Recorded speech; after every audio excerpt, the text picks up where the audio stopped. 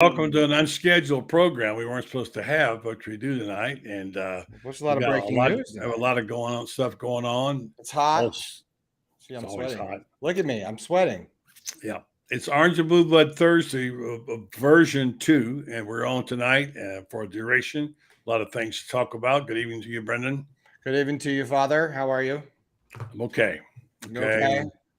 Yeah. And we're going to have some folks tonight to make us okay. Shall we do the open now? Well, we're going to tell people what we're going to have on tonight. First, we're going to have Ben Troop's going to join us. Hopefully, we got to get him the right link. And Kyle Curtis and Lauren Meadows. And Becca. And Becca at the end. Yeah, for a we have special a deal. special thing we're doing. All right. Special deal. So it's all, and yeah, so here we go. It's time again for Buddy Martin. Call him up and tell him what you're thinking. But be kind because he's doing the best he can. Better, stronger, faster. Mama says that alligators are ornery because they got all them teeth but no toothbrush. Hey, what if the voice calls while you're gone? Take a message. Bye. You ready, champ? I'm ready for this my whole life. I'm incapable of small talk. But that's why you love me, right? Kind of intimidating to be in the presence of so many great athletes.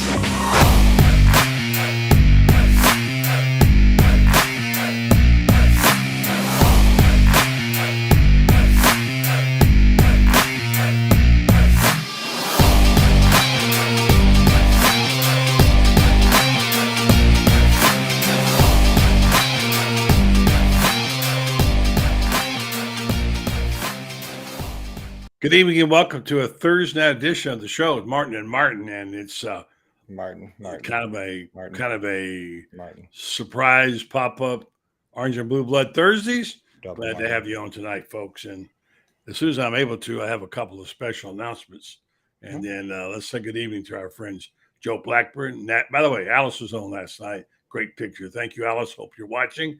Joe Blackburn, Nat Blaylock, Alec Perez, Chris Sorley, Toby Permita, Florida boy. Good to have them on tonight, along with David Baldoff, Becky Carlisle, some of the other regulars on the program tonight. We're getting close, Brenden. We're getting close. Don't you have an announcement to make? Do I have it? I have a lot. I always have announcements to make. Do I have an announcement to make? Well, we're getting close to that number. We are. I haven't even checked. We're almost to 1,000 Whoa, subscribers. whoa. Thanks to you guys. 1,000. You, 1,000. you. Beautiful. So, if you're watching on YouTube tonight, smash the subscribe button. Smash it. And then when we get to 1,000, the 1,000th member is going to get a free membership. Gator Bait Media. I didn't want to full-blown free membership to Gator Bait Media. So make sure you go. It should be underneath the little video box. You'll see subscribe. You'll see a bell. Smash it. Click it. Whatever you want to do. Kiss it. I might throw in a T-shirt if I can find one. Free T-shirt. You might throw in when it's free T-shirts. Yeah. There we go. We have a good show tonight. We got some reports on the scrimmage. There's an injury. We're going to talk about that. Kyle Curtis is already waiting in the green room. We're waiting for Lauren Meadows. Orange and blue room. Hold it. Orange and blue room. Well, I was wearing green and I'm sweating. See? All right. Major financial group decision. Just subscribe. Thank you, baby. Oh! Keep it coming. Let's go. It coming.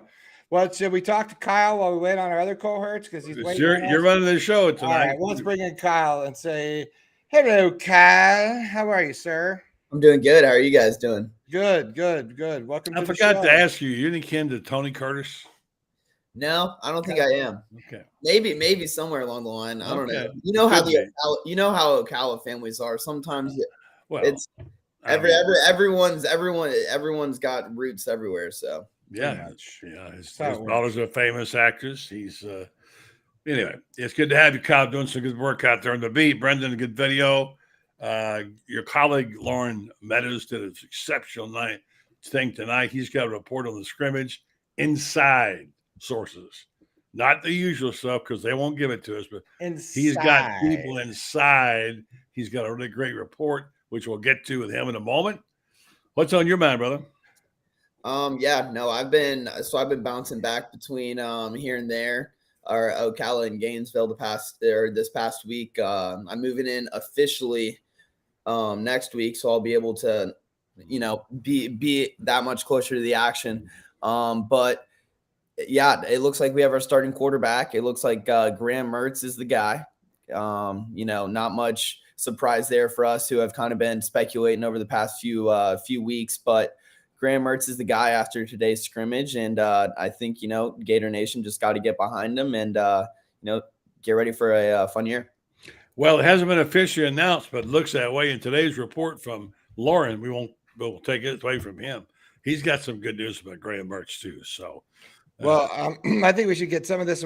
Kyle knows he was working with Matt Corderaro on the story we just released on GatorbaitMedia.com. Kyle, there's an injury today. You want to just take us through it real fast? It's who went down and all that good stuff. Yeah. So obviously you never want to hear for injuries coming out of fall camp, but especially, Justice Boone, a guy who kind of came on towards the end of last year, a leader in definitely this offseason, won Gatorade Man of the Month, something that Billy Napier kind of started when he got here. He won it for June and has kind of just been one of those leaders in the locker room this past season. He went down with a lower body injury, and he was carted off the field. So, something, the specifics haven't come out yet since there wasn't any post-media, availability. So Billy Napier, I'm sure that'll be one of the first questions that is, asked tomorrow. But yeah, lower body injury, and he was carted off. That's a serious concern because I thought was going to be one of the really key players this year. I liked the way he played last year. He was aggressive. He's learned better technique. CJ Dorsey says Boone hasn't shown much on the field besides Kentucky hit. I don't know. He had that big hit on Will. I think he has shown up, and from what I've heard, but Jack Pyron's the future. So obviously CJ, who's up on his stuff, he's a big fan of Pyron. But Billy didn't seem too concerned about the depth of that position. He talked about depth presents opportunity. I think they really like their linebackers, Kyle. Yeah, so you have Princely, you Manolin on the other end. You Manolin, yeah. Yep. Hard to say. That's a mouthful, but he's on the other side, and Boone was actually projected to be the starter on that other end. And I think Matt mentioned in his article that Antoine Pilon Jr. is probably going to be the guy who would step up next. And Taraj is really playing well in the middle. Yeah, Taraj is up in the middle, but I wouldn't also be surprised to see younger guys like Kelby Collins. That's a name to look out for. A lot of words about him, and don't forget my man Derek Wingo. I really like him. He's a smart player. Yeah, I think Wingo and Mitchell are kind of locked in to be those middle guys. Mm-hmm. But for the edge rushers, I would say it's probably Antoine Pilon Jr. right now. Just out of he's been there a little bit longer, and then but again, if Kelby Collins comes out there and shows that he's ready to take grasp of the situation, then I wouldn't be surprised if he stepped in and took those snaps if Boone were to miss any time. Well, the reason I like Boone is I've seen him on the field in actions. Some of these other guys I haven't seen in action yet. Let's talk about it when they play on Saturdays. Then we'll get a little better Thursday nights. Get a little better fix up. Especially when you see him in person too. Like especially going to practice and seeing all those things, you're able to kind of be like, all right, that guy is a dude right there. He's an NFL player. And it's hard to separate yourself when you're in the 40 Gators football program. But there's just a few guys that you can just, walk by him and you're like, oh my gosh, like that guy is a unit. Some of the names I haven't heard before, I heard and read in Lauren's report, we'll have Lauren on in a minute, is Hayden Hansen. Had the best day of the tight ends catching the touchdown pass from Graham Mertz. Haven't heard his name mentioned much before. Then Montrell Johnson and Trevor Etienne continue to be the class. That's nothing in the running back room. And so here's what I like, Brendan. Walk-on running back Anthony Rubio, son of Florida Senator Marco Rubio. I saw that today. Scored a touchdown late in the scrimmage from 5 yards out with Senator Rubio in attendance. There you go. Well, that's then he got done and talked about UFOs, which is great. Hi-oh! That was funny, right? Didn't know about the UT. I don't get the UFO, but I'm The not UFOs, the whole the Congress, the USO. Oh, okay. I did see that. Yeah, I saw it too. Hey, Lauren Meadows is here. Well, he's kind of here. I don't know.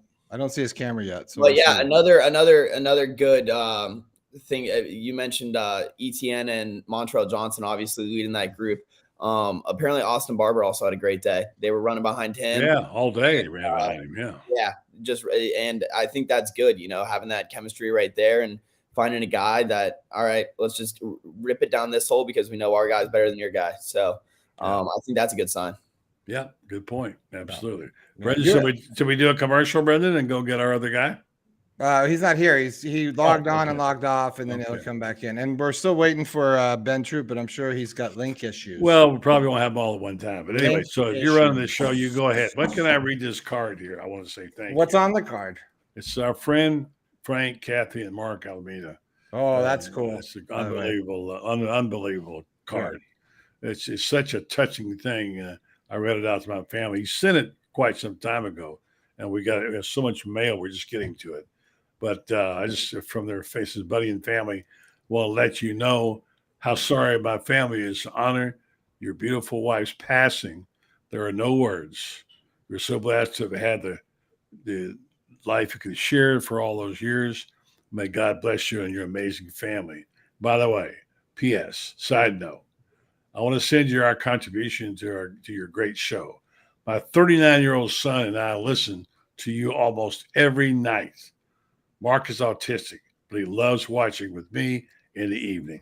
So I don't do stars, but here's this check, a nice check for the Joni Martin Memorial. I can't tell you how much I appreciate his letter. We got to make sure that he knows how to get on YouTube because the stars means Facebook. So we'll have to let people know. Yeah, we definitely want to let's get in touch with him. He's one of our regulars.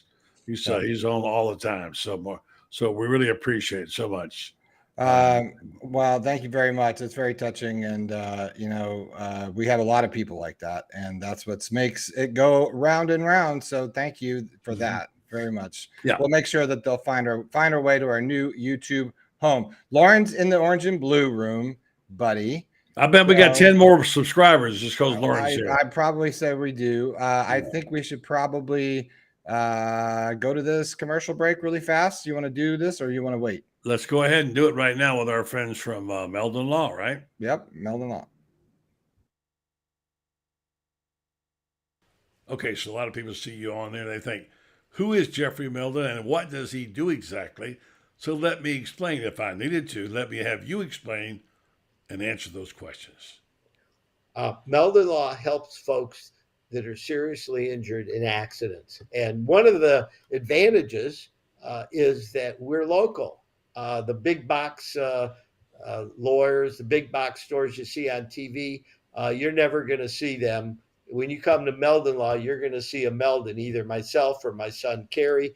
And we're in the community. We give back to the community. We help lots of people put their lives back together. But one of the main themes that I want to share is whether it's Meldon Law or any other local firm, I think we should support our local businesses. Why go out of town? And, most of these firms are running the case out of a different city. They don't, really have the same connection. In the trunk of a car someplace. Car, truck. We have golf cart crashes. We have all kinds of crashes. But the main thing is I support all of our local businesses in Marion County, Alachua County, Columbia County. So that's my message to everybody. If anybody's in a serious accident, give us a call. It's free. We'll get you in the right direction. And, we hope that you're not, but somebody will probably be involved in a crash. And we're here to help. And we have a great office, fully staffed in Ocala, Gainesville, and Lake City. There you go, Meldon Law. Thank you very much, Jeffrey. Meldon Law, they don't back down. Neither does this guy, by the way. Welcome. He didn't back down at all. He had a terrific report just out of practice. Don't try to tell Lauren Meadows he can't go get some news. Lauren, how you doing? Doing well. Young Kyle's over here. He's got, Right. I don't know, is that a workout bicycle behind you there, Kyle, or what? I know. I'm in my dad's office. He likes I to. was wondering about that. You doing some what is that? Yeah. Elliptical movements? Yeah, Getting some. He's got his. He keeps his elliptical back there. I'm hanging out in his office until I get back to home base back in Gainesville. Oh yeah, you're gonna. You guys do a see little... my weights back here behind me? Yeah, Right there. I see him. Yeah, Buddy's Gym. It's called. Yeah. The gun show. It's the gun show. Yeah. Buddy's gun. Flex it down. Come on, pose it down. Get that calf flex. You know what I'm saying? Yeah. There you go. Let's get some news out of Lauren. He got a good story tonight. Posted now, by the way, on Gator Bait. Join up, folks. You need to get involved. You don't get stuff like this everywhere. And tonight, the headline is, let him tell it. The offense and defense had a good day, and the guy that really shone was Graham Mertz. How about that, sports fans? Somebody told you to watch for that. All you people been dogging Mertz. He's looking good, Lauren. Yeah, I mean, from all intents and purposes, from the sources that we have, people that were able to see some things with the scrimmage. He was very sharp. Was really good on the intermediate to short throws, which is that's what really moves your offense. And checking down to the backs when things weren't there, just real calm and really seemed to have a handle on the offense. Really all three quarterbacks played really well. From what I understand, no interceptions today in the scrimmage. And, so a really clean scrimmage. Said the offense kind of got the better of them, kind of running the football. I heard Kyle say, it's kind of behind Austin Barber, who seemed to have a good day. And then the defense kind of, Austin Armstrong kind of lit a fire under him a little bit, and they leveled up and kind of played an even scrimmage. And really that's what you want is, kind of just a clean, first scrimmage where, you don't want either team to kind of have the upper hand. I think the defense kind of got after them in the spring game. So it was good, the first live action since the spring game, in game situation type of deal that they were able to, able to just really get out there and play a little better than they did in the spring. So, and I think the growth of Mertz and really understanding the offense has been a big key. Well, looks that way. Lauren, you were a coach. You've been through these scrimmages preseason many a time. I've seen these myself. Kyle, you've seen quite a few. Kyle's been at most of the majority of practice. I know, Lauren, you have too. There's a reason we're not allowed into, the media is not really allowed into this deal. But, is this kind of what you're hearing was like, pretty much a full blown scrimmage? Because everything we've seen, it's just been like, quick from the 50 and that whole deal. This was, line them up and let's see what happens. Like play like a quarter or maybe a half or something to that degree. Yeah, I definitely think there were some game situations and different things, probably a little 7-on-7, kind of a mixed bag of things today. But I think they did actually get into some game situations. One of the times they mentioned that there was a pass kind of down to the 1 yard line, and then they think he got in, but they wanted to work on goal line situations, so they kind of use that as an opportunity. Okay, let's take our maybe 11 or 12 personnel out, go with our goal line people. So there definitely was a checklist of things that they wanted to work on, that they wanted to see, early in the camp. So yeah, I think there were some game situations. They mentioned the touchdown pass on a third down from Graham Mertz to Hayden Hansen. So there were some definitely some game type situations, not just your basic from the 50 in or whatever. There was definitely some situational opportunities there for sure. I believe Lauren's got a question from our friends at J&J Trucking, who've been quite active on here the last couple of days. Thanks to J&J Trucking for getting people to sign up and subscribe. They've done a great job. Lauren, the question is, I have a question after watching practices. Have you changed your mind about the win-loss total? No. and the only reason is I'm solid with 7 with a possible 8, 9, but it's just, it's going to be interesting. I think there's a couple toss-up games. I think the Tennessee game's a toss-up. I think the Utah game's a toss-up. And I think that especially if Cam Rising is not necessarily 100%. And then I think the FSU game will be a much closer game than, at least the people in Tallahassee think. I think particularly by that time in the season, a lot of those young pups that are going to be asked to, against young Gators, are going to be asked to play early, will have gotten their sea legs, for lack of a better term. And, I think it could be, I think that night, the weekend after Thanksgiving could be an interesting game, especially if the Gators are looking at about 7 wins, already have 7 wins in the bag. I think that game could be extremely interesting. So. That sounds good. Well, we'll revisit those totals again several times before the season starts. And I would say, it's a long fall and a lot of things can happen. And usually speaking, when you're thin, as Florida is, you get injuries, which they will get. It may get a little tough at the end of the season, especially after Georgia. But also, I think a good start, although we saw last year, beating Utah doesn't mean you're home free. So it has some possibilities. I'm most encouraged by what I'm hearing from everybody. Look, and Shane's been spot on about Mertz, and you add in the other elements in there, guys, and you know what they are: the offensive line, running backs, defense being better, the young wide receivers. Lauren, you've seen them. Kyle.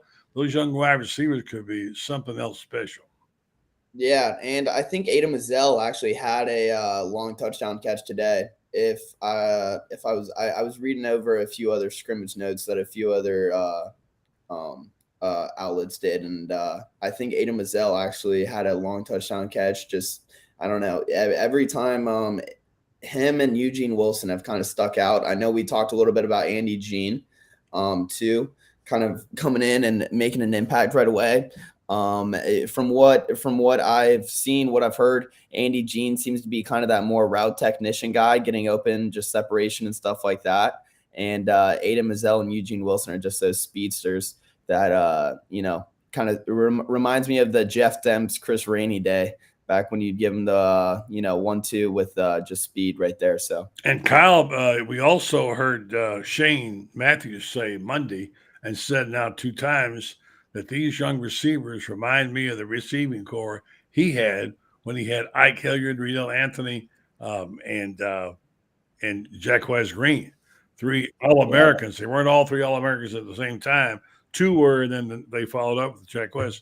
That's some terrific talent right there. Now, no one's saying that these guys are all going to be All-Americans, but the talent level they've got, they can go deep on you. They can catch the football. They have good-looking bodies. They look disciplined to me running routes, Lauren. What I could tell, you watched them, and they got the best teacher they could have in Billy Gonzalez.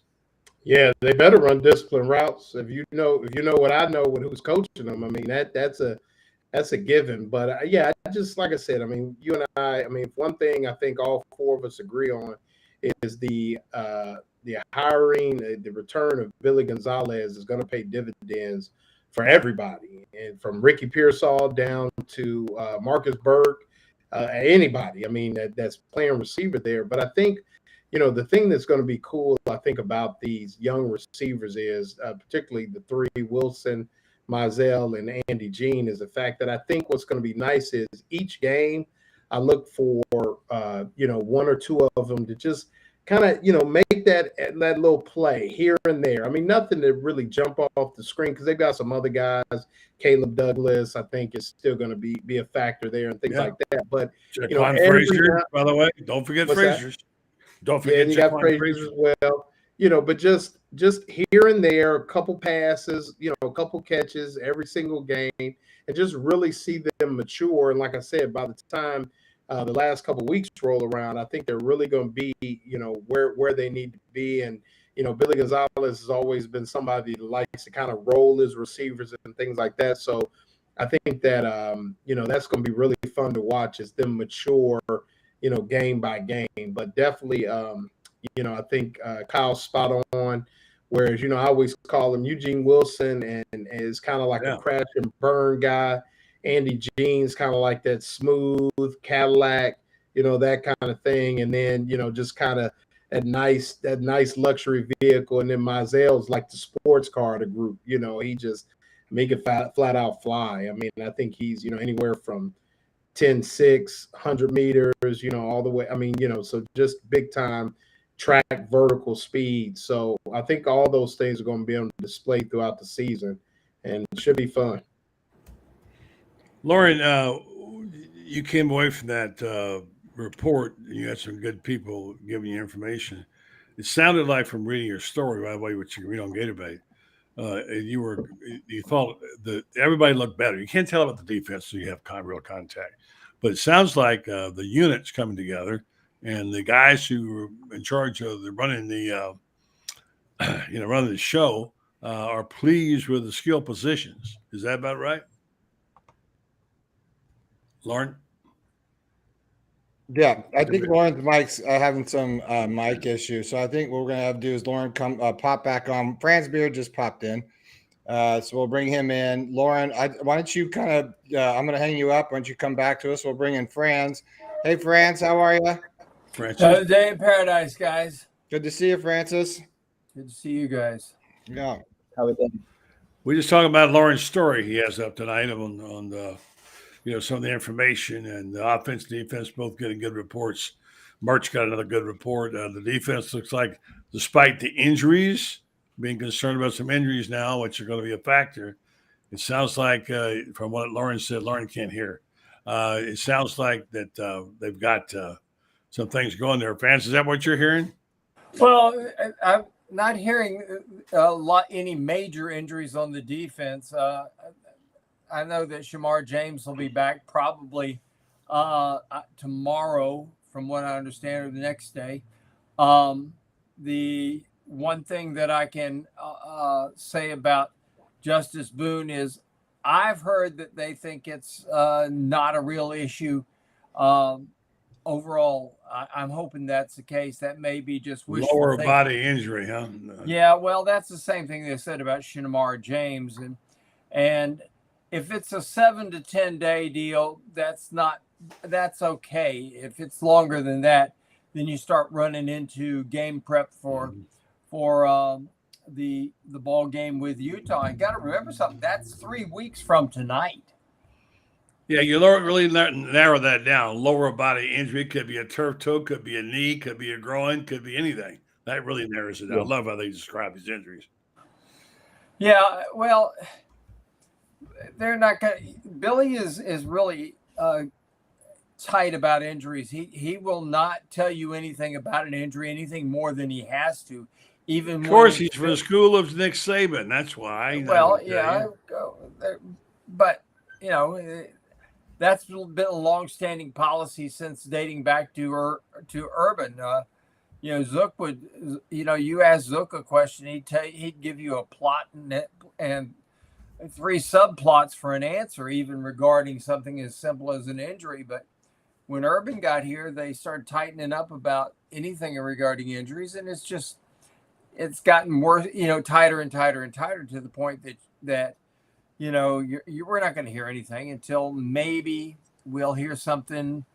Billy talks to the press tomorrow, and I expect he'll probably address it, and he'll say it's a lower body injury, and then he'll say could be 7 to 10 days, or he could say could be several weeks, etc., like that. But he's not going to go into specifics, as far as I know. Lauren, Adrian Calhoun says, "How did Mazkua, however you say his name, look at the scrimmage?" Now you weren't there yourself, but you have people who were. He had his non-contact jersey off now. He's back in the hunt. You had any reports, either Franz or Lauren or Kyle? Yeah, I did hear. Go ahead. No, you go ahead, Lauren. No, I just heard that. No, you first. No, really. You go ahead. No, go ahead. Let me talk. We're gonna say the same thing. I think he replaced Richie Leonard today at guard, and I think from what I read, he was back in full practice. So, Lauren. Yeah, same thing. Yesterday, I know yesterday in practice, I didn't really hear anything about the scrimmage, but yesterday in practice, a couple people came away really impressed with him, and just a real technician out there, physical, and definitely said that things kind of turned up. You could tell a difference when he's in there. I mean, somebody that started numerous games in the Big 12 at Baylor. And, I think he, kind of had some, Billy Napier even noted, had some self-doubt, some things when he was dealing with a little injury, maybe thought about leaving the program, but seems to have settled back in and, doing really well. I don't think people, will he be Osiris Torrance? Well, that's big shoes to fill, but I think he would definitely be a capable player at the right guard position is what I understand. So, yeah, I mean, no worries there. All right, I've got in front of me Florida's chances to win every game this season. We'll get to that in a second. But I think we need to get into one other topic that's been going on for the last couple of days. And one thing France knows, well, two things he knows, basketball and offensive lines, okay? So we had David Whitley on Tuesday, sort of challenged him, Brenden, to say, we heard you said one of the weakest units, or at least if they weren't strong, was the offensive line. That's all contraire. I think Franz Beard would beg to differ with you on that. He can go across and give you height, weight, whatever, and tell you. So why don't you tell him, Franz, and give us your assessment of the offensive line? It's going to be a very good offensive line. There are people out there who know a whole lot more about football than any writer I know who say that this Florida offensive line is going to be top 4 in the SEC. And you got to remember something. You got Rob Sale doing the coaching. And Rob Sale, his offensive lines, if you go all the way back to when he worked for Billy back in 2018, his offensive lines are always outstanding. Florida's offensive line is going to be stronger physically than they were last year. They're going to be better across the board size-wise overall than they were last year. They're going to be more mobile as well. I think Najee Harris is going to be the left guard. I think Richie Leonard will be the guy that rotates, plays a little bit of right guard, a little bit of left guard, etc., like that. I like the fact that Jake Slaughter has really come on so strong that they like him as the backup center. They would not hesitate to play him at either one of the guard positions. Jalen Farmer doesn't look like a fat boy anymore. Jalen Farmer looks like all of a sudden he went on the Slim Fast plan because he looks the part of somebody that can get out there and play football. And then you go over on the tackles. I got to tell you what, Damian George impresses me. He really, really impresses me. And by his own admission, he's not where he wants to be yet. He's right now in the high 360s. And I think that he's going to be down probably in the, I would say about 365 or to 360, down in that range, somewhere in between there is where he's going to play at. He's mobile. Nick Saban even said, hey, he's going to start this year at Alabama. And of course he came to Florida instead. I think to play tackle, because at Alabama he was going to have to move inside. Cameron Waits looks really, really good physically. I stood beside him at the practice last week. Looks really good. Looks like a different kid than he looked like even a year ago. And this is his third go round with Mark Hockey, and I really like what I see with him. He's a backup. Jordan Herman, my gosh. Jordan Herman, and I'll tell you, if he and Des Watson and Kayla and Cam Jackson walked out at the same time, we would have a total eclipse of the sun. I promise you, they're that big. Those guys are monstrous. And the size is there, the physicality is there, and the coaching is there. Florida benefits from having two offensive line coaches. These guys will be as well coached as anybody in the SEC. Don't anybody forget, last year, 5.51 yards per carry, 7th in the country. Only 16 sacks given up, top 20 in the country.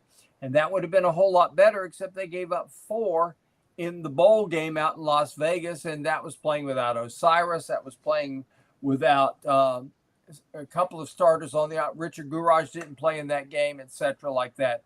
That was a patchwork offensive line, and I don't think anybody went out there expecting to do anything except get some reps in. All right, good stuff from Franz Beard always on things like. Thank you, Franz. Go ahead. Did I interrupt you? Go ahead. They're going to be good. Are they going to be great?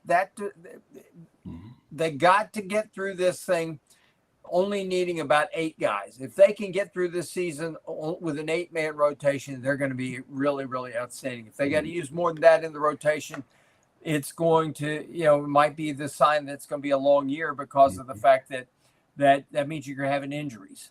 Yep. All right, Chris Stoley wants you to go over the safety rotation. But first, Brenden, a lot of great comments on the format tonight. People loving it. And I think we're getting pretty close to a big number, Brenden. How do we make that go up? Well, first of all, thanks for everyone who's come on. 97 people on right now that's joining us tonight. Thanks. And all of you, 99. We're almost at 100. Come on, tell your friends. We get to 100.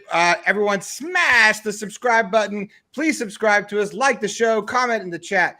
That helps us out. And we're tracking about 40 away from 1,000 subscribers. The 1,000th subscriber is going to get a free membership to GatorBaitMedia.com, where you can read Lauren, Buddy, Kyle, Franz, me, see all sorts of good pictures from our photographer Chris Spears, videos, chat rooms.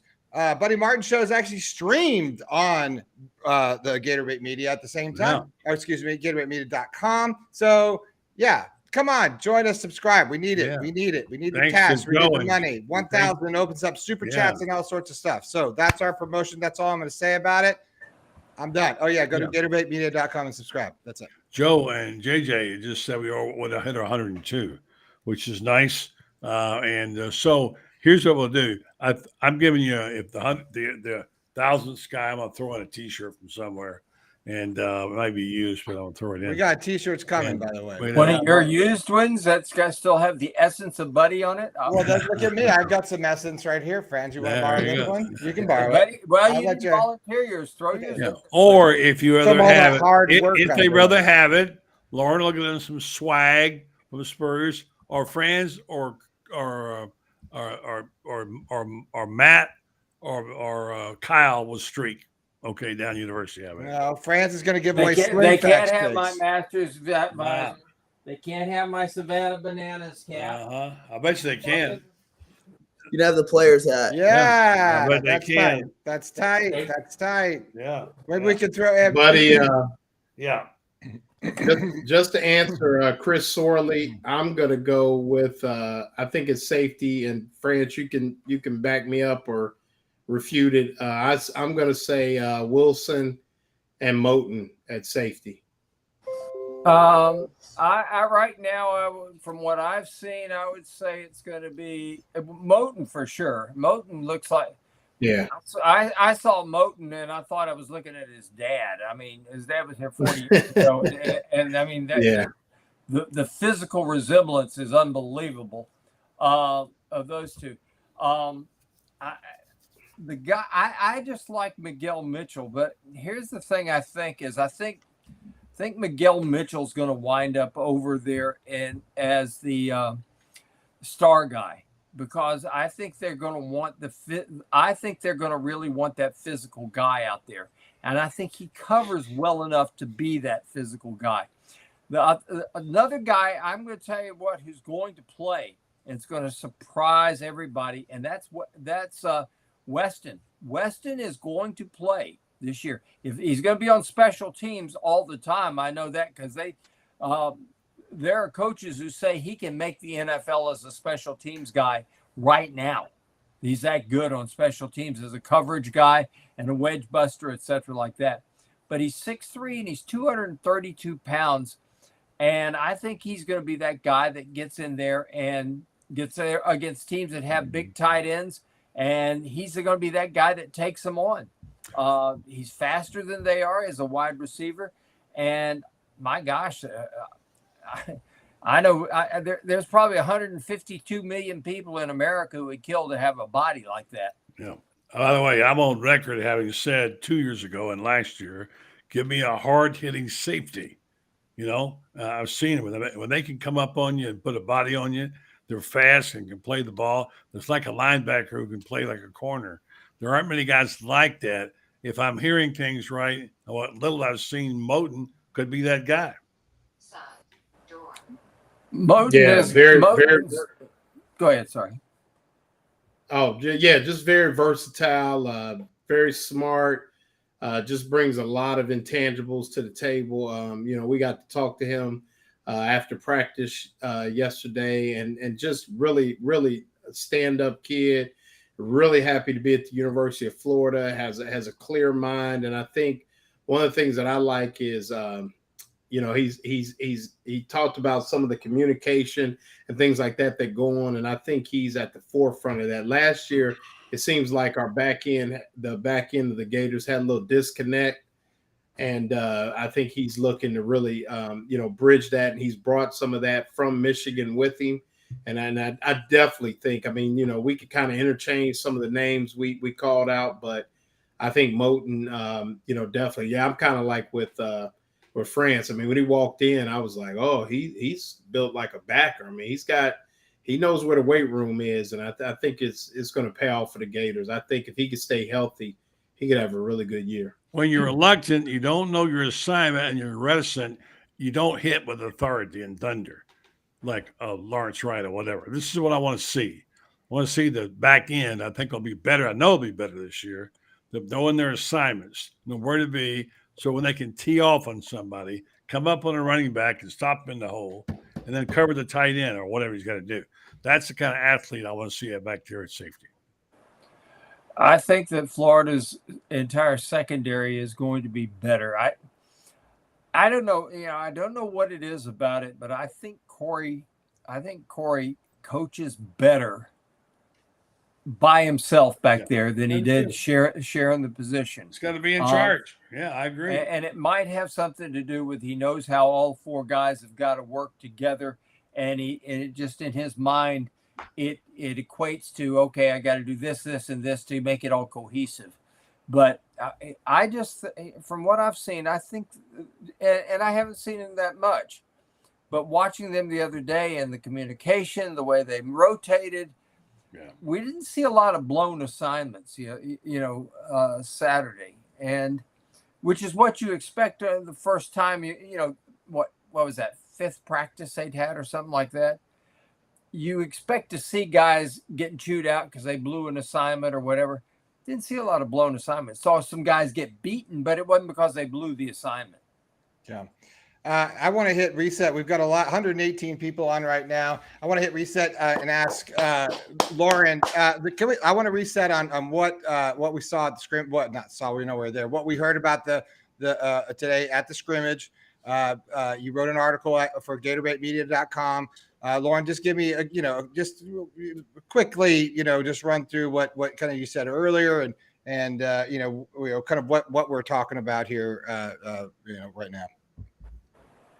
Well, yeah, I was able to talk to a few people that attended the scrimmage today. And like I said, the first thing out of their mouth was, they said, I think you're right about Graham Mertz. I've kind of been, a fan of his, early on and things like that. And they said, the more I watch it, I think I'm, a big fan of his. Said he was really sharp on the intermediate throws, threw a couple touchdown passes to Pearsall as well as Hayden Hansen on third down play that they talked about. Said Aiden Mizell had a really good day, and really talked about the defense as a whole. They thought the defense really played well, kind of got into the scrimmage a little late, didn't necessarily. The offense was kind of putting it on them early, but they kind of leveled up. Said Brandon Spikes really was fiery out there, kind of a rah-rah guy, got him motivated. and they kind of started to clean up their act. And another name that a lot of people haven't talked about, you hear Devin Moore and, asking about RJ Moten and people like that. But a name that came out from one particular person was Jalen Kimber.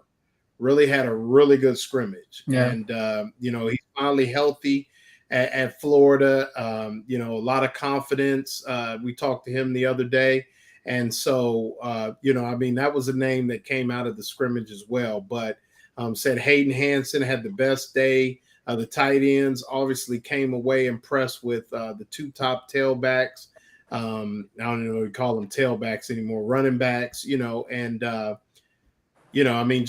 was a really good scrimmage for the first one out the gate. So obviously, as Billy Napier says, we got a lot of grass to mow, and I agree, it's a really long way to go, and attrition and just the way you handle yourself when classes start and things like that can affect where those things fall as far as playing time. But it just those were kind of the names that came out. I don't think Jason Marshall, he was kind of a scratch today, maybe could just be dealing with a little soreness or something. I don't think it's anything serious, but and they know what they've got in him. So I think it's just more about finding where they're going to plug holes there. But that's kind of what we got coming out of the scrimmage for sure. And then, Kyle, I know you hit reset. Matt Corderaro did write that story for us at GatorBaitMedia.com, the injury.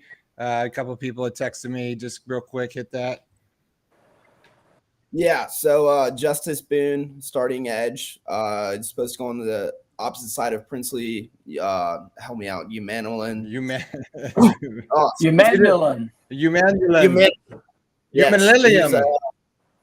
Yes, Franz Uman Spain. Kyle's coughing because he just got done working out on the elliptical behind him. I have a hairball. Anyways, Justice Boone. You never want to hear about injuries and scrimmages like this. Billy's always been very tight about injury reports, stuff like that. It's a lower body injury. He got carted off, but Franz just said that hopefully they're on the other side of it. They're kind of hoping for the better. There were no post-media availability, but Napier is talking to the media tomorrow, and I'm sure that'll be one of the first topics that he addresses. And we'll be there tomorrow, GatorBaitMedia.com. All of these folks will be reporting on that tomorrow. We won't have a show tomorrow, but we'll post some of that stuff. We'll have a story as well. Okay, thanks for the reset. So, Francis, all knowing of all things, what does that mean for the Gators? What do you think? Who's going to probably step in, or what is that? Does that change much? Kelby Collins and Jack Pyburn. Watch for those two guys. Jack Pyburn is one of these guys that relentless motor. And Kelby Collins is a guy we stole him right out from under Alabama. Alabama and Auburn both wanted him badly, and he came to Florida instead. Alabama kid who leaves Alabama to come here, and they tried to spin it that he wasn't good enough to play for us. Well, I'll tell you what, he had Nick Saban and folks on the line with him until the very last second, begging him to come with them, but. He's a kid. He's 6'4" and he's 275. I think he's going to end up being like Javon Kearse. People forget Javon Kearse came here, was a 6'6", 225-pound safety when he came here, and he left a 6'6", 290-pound defensive end who had played linebacker the year before. And I think this is a kid that's going to have that kind of growth like that. I think next year he'll be 6'4", 290, maybe even 6'5". He may grow another inch, but he's going to be big and strong. He's got really long arms, gets a lot of leverage coming off the edge. Jack Pyburn, everybody talks about him and his motor, that he's a relentless, nonstop guy. And here's a guy that last year looked like a pudgy high school kid, and this year he looks like a grown man. I mean, he looks like somebody that if there's a bar fight, you're saying, I'm on his team. I'm with him. Yeah. So one more guy I wanted to ask you about. who apparently impressed today in scrimmage was who apparently is competing for time is Jordan Castell in that safety room. Another one of the really good freshmen. This is going to go down as people are going to look back and they're going to see this was the number 12 recruiting class in the country was what they finally had them at. I think people are going to go back and reevaluate this a couple years from now and say, maybe we had them underestimated. I think they're going to go down as maybe a top 6 or 7 class. I know the wide receivers are just absolutely off the charts good. They really are. I think Tony Livingston's going to be a guy off the charts good. And those defensive backs just tremendous. But they really recruited well last year. And I think it's too early because they haven't played a game yet. They haven't taken a snap in a real game yet. But from what I've seen of the freshmen, they don't have a lot of guys that look like lost balls in the tall grass. They look like they're very, very focused, very keenly aware. You don't see them getting chewed out like you see a lot of freshmen, at practices. My gosh, I would have been one of these guys that could have been an 8th-year senior and they would have been chewing my butt out. But these freshmen are here and they're very, very aware of their assignments. Doesn't mean they're not getting beaten, because some of them are getting beaten because they're just not physically ready or not speed ready. But it's not because they're blowing an assignment. They're not coming up the line and going, oh my gosh, what do I do next? You don't see that. Some good kids here. I'm excited. And I think especially with the defensive back room is the depth. I mean, Devin Moore's finally healthy. You got Jaden Hill, who's finally healthy for the first time in 3 full years.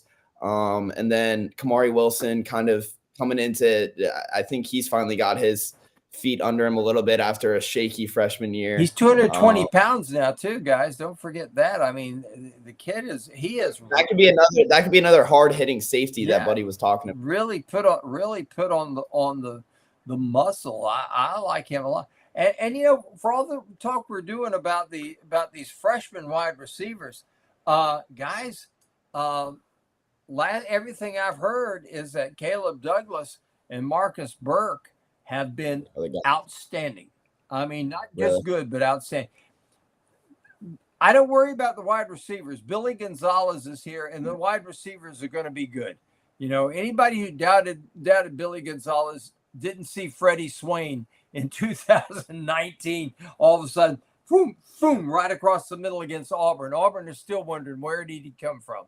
Billy Gonzalez, the kid ran such a precise route in that game. We hear that expression. That was a beautiful play. That was a beautiful play. Yeah, we hear expression breaking ankles, but the guy's legs are like this. All of a sudden, he can't uncross them.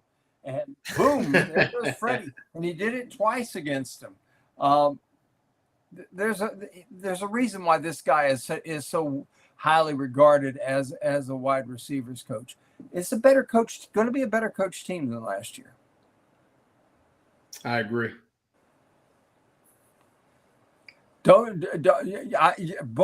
Just don't burn us up with all those words, Lauren. I mean, oh no, I'm sorry. I was waiting on the host.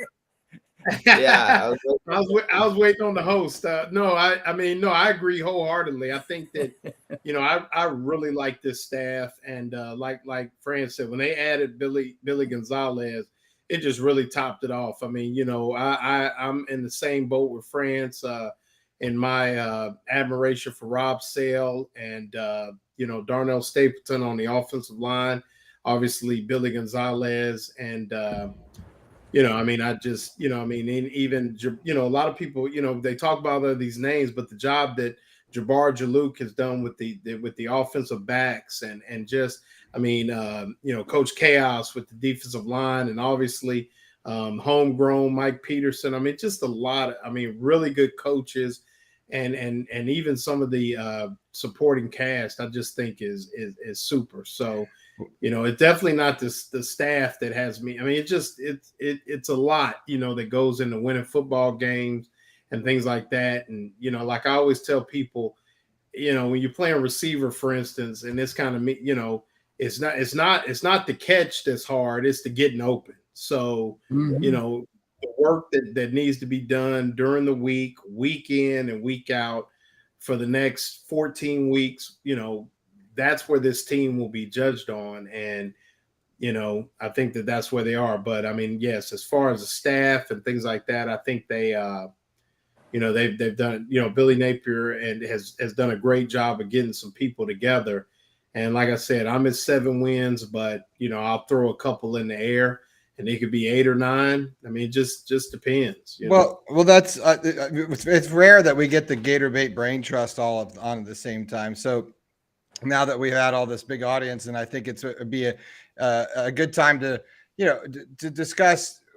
Tell me, we can go around really quick, and we'll start with Franz. How do you see, let's say, the first 3-4 games turning out? You go to Utah, kind of, there's a lot of discussion in the chat room. I know you guys can see the chat.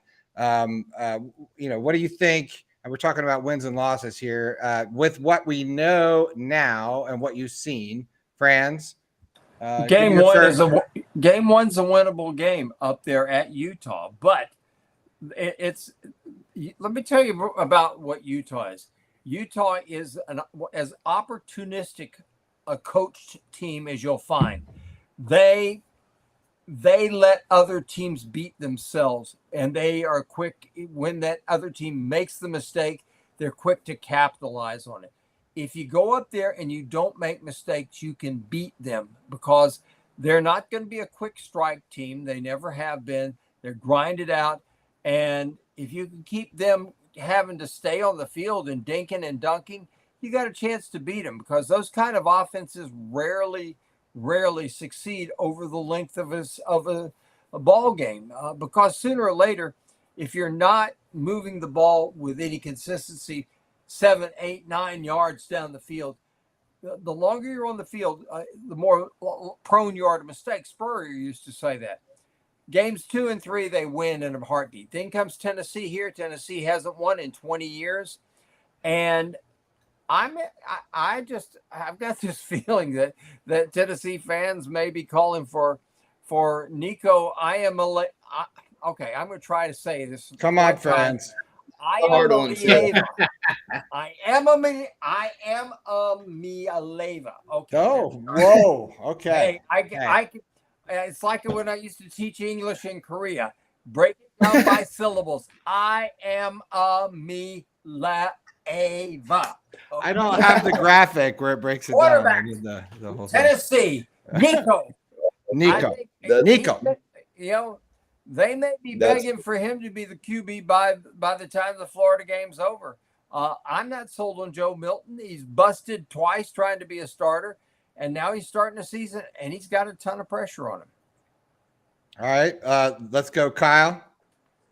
Yeah, I'm on the same page. I think 2 and 3 are, obvious wins, McNeese State and Charlotte. And I think that's going to be good momentum kind of going into that Tennessee game week 4. That'll, they'll already have 2 games in the Swamp. I think those both night games. So you're going to already have 2 night games. You're going to, the Swamp will obviously be going buzzing. Raucous. So I think that's going to help. Yeah, that's going to help, especially for the younger guys. And then I think if you win either Utah or Tennessee, then you're happy as a Gator fan. If you come out of there 3-1, then you're happy. But I agree. I mean, Utah, if you go in there and, play a sound game, I mean, you saw last year, they don't really beat themselves, but, they're not going to, pop off the screen. So, and then obviously anything can happen in the Swamp with, Tennessee obviously has a little bit more hype heading into the season. ESPN actually just ranked Joe Milton as the most important player to their team. He was number 1. I saw a whole post on it today. So really, yeah, he was the number 1, like most influential player to their team. So I don't know. It's going to be a toss up. It's going to be cool to actually finally see them on Saturday, especially when we've been wrapped in it. This whole off season. It's going to be finally cool to let the rest of the country see it. Yeah. So if you win 3, then we're good. Lauren. I'd say a close loss at Utah, and then obviously run off the next three. Joe Milton made a comment, I think it was about 2 or 3 weeks ago, that we don't lose at Florida. Somebody needs to give him a history lesson. You always lose at Florida. Matter of fact, Florida is where you lost your job 2 years ago. So I think Joe Milton needs to kind of rethink his thoughts a little bit. But yeah, I mean, obviously Utah is a winnable game. We kind of pushed them around last year, and and our offensive line kind of imposed the will a little bit on the defensive line, a little small there. I think they've added some pieces through the transfer portal, but still could have the advantage up front. But I see Utah as a close loss, and then obviously they'll win the next three. I got them beating Tennessee at home. Okay. I'm just going to say pretty much 4-0. I'll be done with it. I got a good feeling. I'm going to be the one outlier here. I think they win in Utah. I think they come home on momentum. I think Tennessee comes into a raucous swamp. I just think it could get real. And look, I think it is a toss up. I think there's a lot of unknowns, right? There's a lot of unknown factors of, how well or bad Mertz is going to play. How good is Austin, with his defense? How good is the backfield this year? We know we got running backs. We got speed on the edge. I mean, why not 4-0, right? I don't know. That's just crazy, but I'm going to be the crazy one to say that. So there you go. Buddy, do you want to make a comment? Oh, you want my opinion? Okay. Well, you're the last, save the best for last. I'm on record as saying 8 wins. I'm going to stay right there. Well, we're just talking about the first. I'm getting to it. I know. I'm talking about the season and how it starts out. I think that to get to 8 wins, you have to come out of the box pretty strong. I think they should and could win 3 of the first 4. I don't think it'll be Utah, but it could, and I think it'll be Tennessee. They for sure can beat McNeese and Charlotte. That means they got to be either Utah or Tennessee, which I think they will. And the 3-1 start as they go into Kentucky. And by the way, I'm not blown away by Kentucky like everybody else is. I think they're beatable, and they got Vandy in South Carolina. So that's where I am, staying right where I was. 8 wins, 3 out of the first 4. All right. Well, there you go. I think that's probably satisfies everybody else in the chat room. I think our time has come to an end. We're about an hour and 2 minutes in. I wanted to say thanks to everybody who's come in. Thanks for everyone who's jumped in. Lauren, I appreciate you staying on extra. France, I appreciate we were supposed to have, sorry, I lost my mic. I was supposed to have Ben Troop in tonight, but he did not make it. But we'll get him on again. So Franz, Lauren, Kyle, thank you very much. We wish you all a good night. Everyone check these guys out on GatorBaitMedia.com. Right now, we have so I'm going to say goodbye to you guys. So thanks, guys. Bye, guys, and bye, guys. All right, there we go. And now Buddy and I and my sister Rebecca, we have some personal stuff to talk about. We understand that might not be everyone's bag, which is cool, but it's something. What we're about here is family, and we started all of this on family. And being a Gator, I think a lot of you would agree that it's about family. And we very much so. Oh, your mic sounds really bad now, Dan. You've lost your mic. Yeah. So, but what we had a recent. Yeah, your microphone's disconnected. There you go. We had a recent tragic loss with our matriarch of our family, my mother, Joni Martin, has passed away 2 months ago. And it's been check your mic cable, Dad. You've hit it. You've knocked your mic cable. That's what you've done. Mic cable, Dad. Buddy Martin. We're here. Sorry. Mic cable is loose. Yeah. No, we got it. No, you're on your computer audio. I know. That's what we're going to be because Becca's on with you now. Okay. Well, anyway. Yeah. So we got that worked out. Rebecca's here. Yeah, and I wanted to say the guys who all been very supportive there, all those 3 guys. This is kind of a special time for us. Like, I'm not ashamed of my family, never will be. And we share on this show because we're all family. And for you people who are new on YouTube, Maybe you just don't know the details, but how we work around here is it's family first. And our family has a very important weekend. Joni, my wife, mother of Rebecca, and Brenden and Lori will be in their final resting place. This weekend, we have a special weekend. And I'm really, really happy about the thing we got on Saturday, the celebration of life at the Marion Theater. There'll be a terrific group of people there, a special presentation by somebody who's pretty famous. And we're going to do our best to have a day at the movies with Joni, Rebecca. Beck, I think let's reset on what Jenny, a lot of people are new to this show. So, our mother passed away 2 months ago, and we're now, it's because there's such an outpouring of groups of people that are from all over the country that are not fans of our mother, but they are we calling it Joni Fest weekend because it takes 2 days to celebrate a woman like this. And we've now finally got it together here in Ocala. So we're going to go to a place called Marion Theater and we're going to have a celebration of life. And we're going to have people that are going to speak. We're going to have some special guests, and we're going to have a few cocktails, and we're going to eat some popcorn because our mother loved to go to the movies.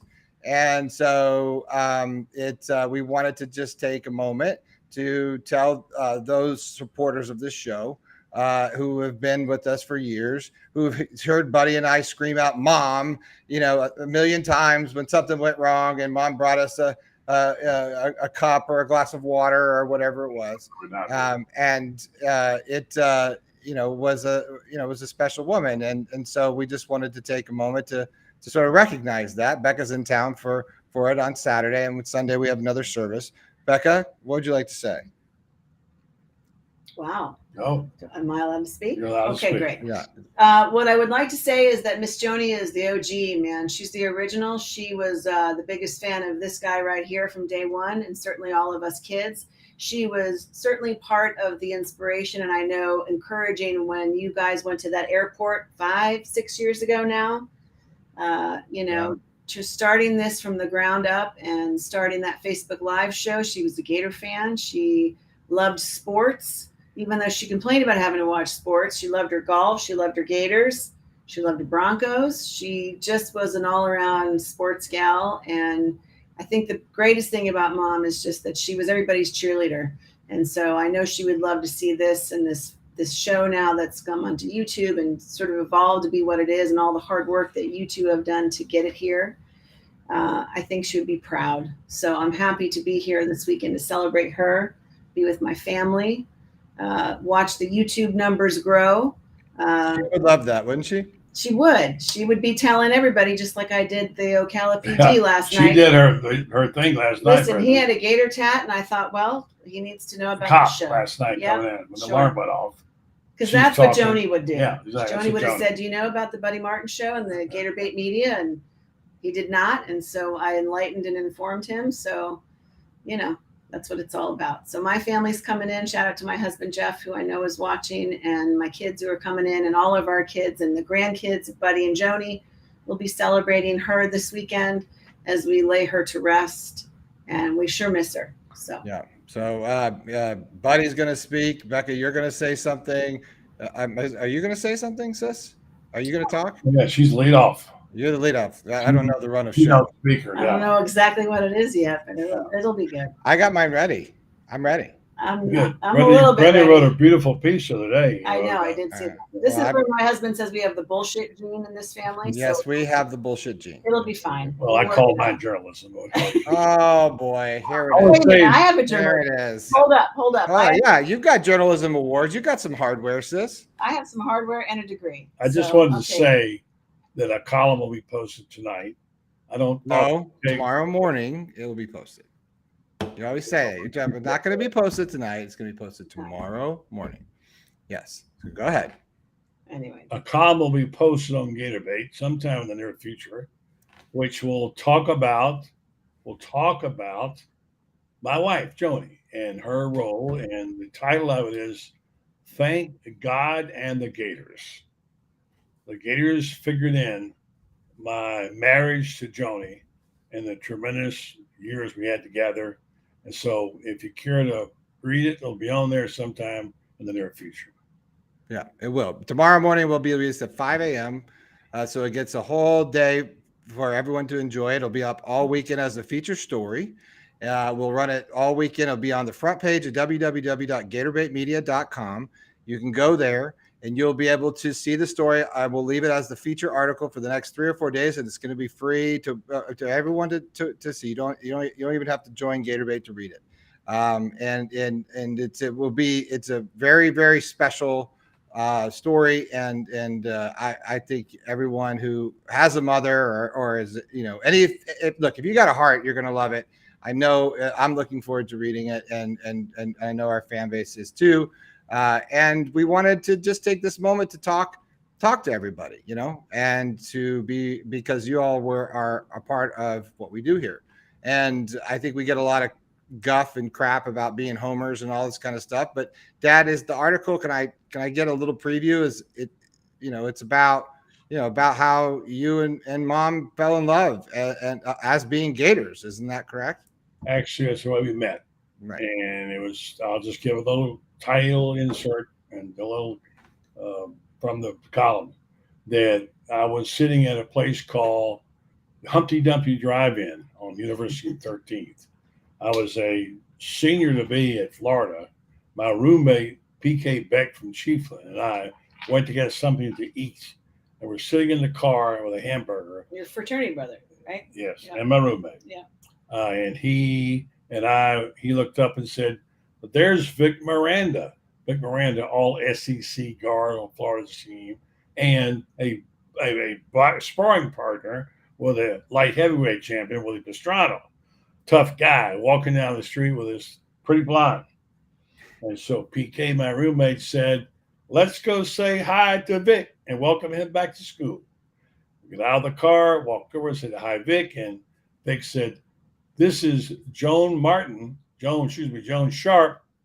And I went to school with her at North Miami High." And we said, "Hi, Joan, how are you?" And Vic said, "We're going down to Gatorland to have some 3.2 beer if you want to join us." We said we might do that. So we did, and the rest is history. Well, it is a great story, and nobody tells a story better than Buddy Martin. And the best thing is, Brenden, it all originated with the Gators. That's the beauty of this. It started in Gainesville. It did. And the love affair continues with the Gators and with Mom, and it's all commemorating this weekend as we lay her to rest on their 62nd wedding anniversary. Is that right? Yes. It would be our 62nd. 62 years is a damn long time.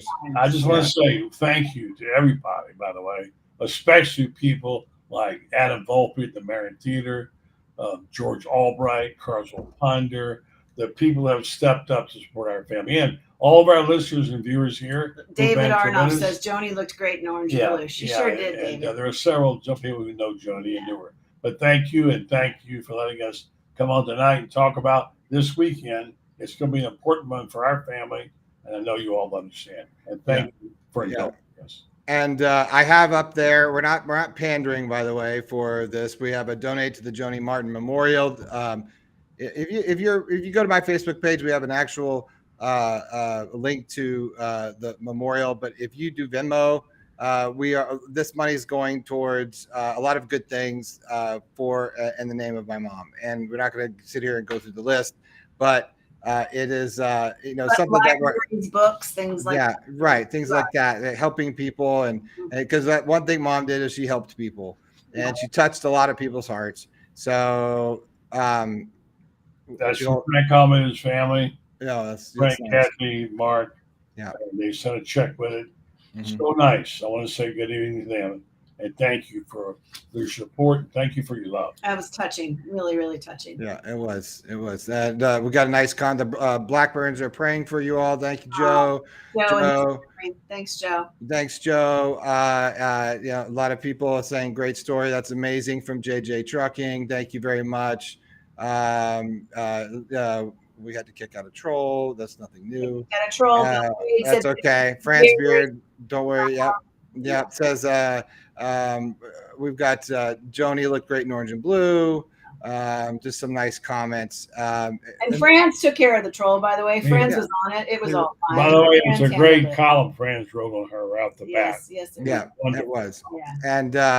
And one thing that I would say that I remember about Mom and being a Gator is that she would let Dad and I go out the door to cover a game, and she'd make sure we had our sunscreen, and she'd make sure we had water, and she would also make sure if we weren't on home on time and what was going on. But then she would sit there and sweat it out. Yeah. And I don't know anybody that would get more nervous about the Gator game than Mom.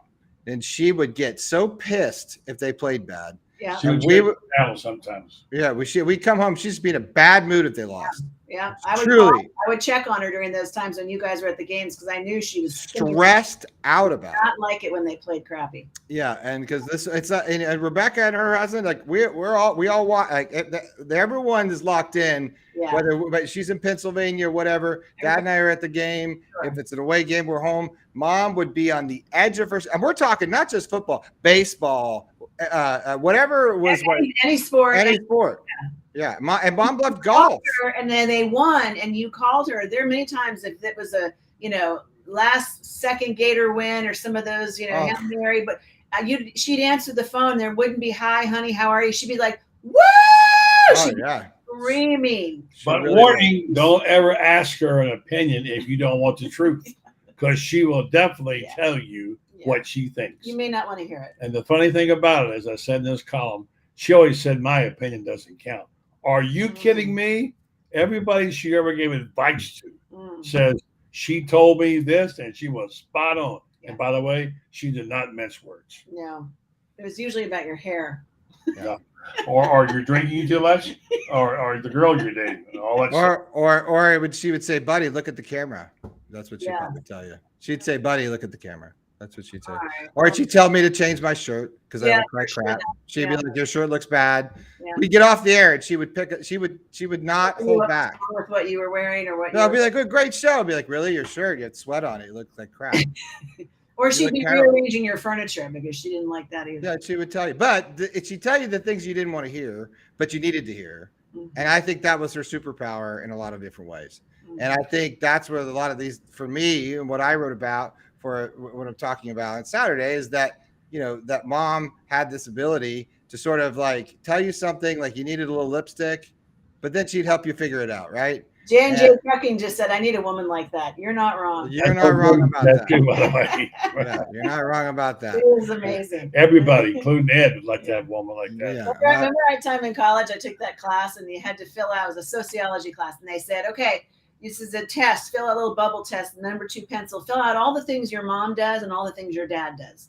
Yeah. Like 120 questions. Who takes out the garbage, who does the cleaning, who does the cooking, who takes the kids, all the things, right? And Buddy did one thing and Joni did all the rest. Yeah. Earn the money, right? Joni did everything else. And at the end of that class, was fine with her. Yes, it was. Yeah. And it was just the way it was. And at the end of that, a guy in my class said, I need to meet a woman like your mom. Well, and that was the thing with our friends. Our friends would come over. I would have everything from one bit. Well, your mom's great, because I talk about Mom's cooking because that was always a big thing for me. I connected with Mom over cooking over the years, and my friends would just line up. And Mom was like a short order cook. Be like, well, what do you want for breakfast? Well, biscuits and gravy and pancakes. Oh, okay, I'll just whip it up real fast. No problem. Got it done. And I think that was she was the ultimate mom. Yep. It really was. And she is beyond missed, and she loved her family. She loved her friends dearly. And she loved, her kids, and she loved Buddy. God bless you if you said something cross about Dad. Woo. She's fighting, literally. Or any of her kids, or anybody that she loved, for that matter. Yeah. When it came to that. I just want to tell one story about one a long time ago when I was talking about coming back to Ocala and becoming a partner at my friend's radio station. We were pretty excited about it. And the next day we went and saw our friend. He said, no, I don't think I would do that. And she put her finger in her face and said, you are going to regret that someday. 2 years later, I'm going down the highway after we had Florida Sports Talk for a year. I see that guy, and I pull him off the side of the road. I say to him, we got to be friends. We can't let us come to Bygones, right? And yes, and he said, Joni was right. Yeah, she always was She right. was right, and Joni was usually right. Yeah. Cheers, Joe. Joe said he's pouring one out for Joni. That's right. I love the story because it's sports related, and I don't tell it right. But tell about the mixing up the quarterback, the two quarterbacks. Yeah, Listen, Roger Staubach. if she went to an event, That's my favorite. If there was a famous person there, his dad would often take her to these events. She didn't have a clue who half of them was. But she didn't care. She would go up to these very famous athletes and go, "Now, honey, what do you do? Do you play football?" "No, ma'am, I'm a baseball player. I'm a pitcher," whatever it was. Starting center fielder for the New York Yankees. There you go. Like that. And then she went up to Craig Morton and called him Roger Staubach. Well, worse than that, I was at the airport with Terry Bradshaw. Yeah. And she was outside. We went to the men's room. Oh, there's a restaurant in And Denver. no, it was the airport. And up the stairs came Craig Morton, the quarterback. She knew he was famous. She couldn't come up with a name right away. That was it. That's what And I'm so talking he came up. He said, "What you call him? Roger Staubach, Roger right?" Staubach. No, Craig. Oh, Craig Morton. Hey, you want to stand right here? My husband's in. My husband's in the bathroom with Terry Craig Bradshaw. Yeah. But she was the great Terry Bradshaw. He loves Buddy. He loves me, but He loves Joni. loved Joni. He loves Joni. Gonna have a special presentation for her this weekend. I can't talk about it. But it's something special. So, well, God bless you, Joni. We Here's all to love Joni. you. Miss We you. love you, Joni. Love you. Miss you. Love you, and Love you, Mom. see you someday. Yeah, and like I said, if you feel so obliged, you can go to Venmo at Buddy Show and donate, and it will go to a good cause. We're not all about anything but doing that. We've got some wonderful things in the works with that, and I think and we have the services on Sunday, correct, as well. Yeah, Church, Saturday and it's just church service on Sunday. It's Church of Hope Sunday morning. Yeah. All right. Well, this music seems a little bit raucous, but Mom wouldn't have it other way. So, good night, everybody. This is our show closed, so I don't have anything other than that. But it's not Barbara Streisand. That was her favorite. She loved that. We're on YouTube now, babe. No, can't share that stuff. Copyrighted. Can't do it. No, can do. So get it in your heart. That's it. So anyway, we'll report more. I'm sure we'll have plenty of videos. Thank you for Renstar Medical Research, and by the way, for sponsoring your program. Yeah, thanks, Renstar. Fans and all the people that were kind, all the kind words, Joe and everybody else. Thank you, guys. Yeah, thanks everyone. Good night, everybody. We'll see you on Monday. Good night.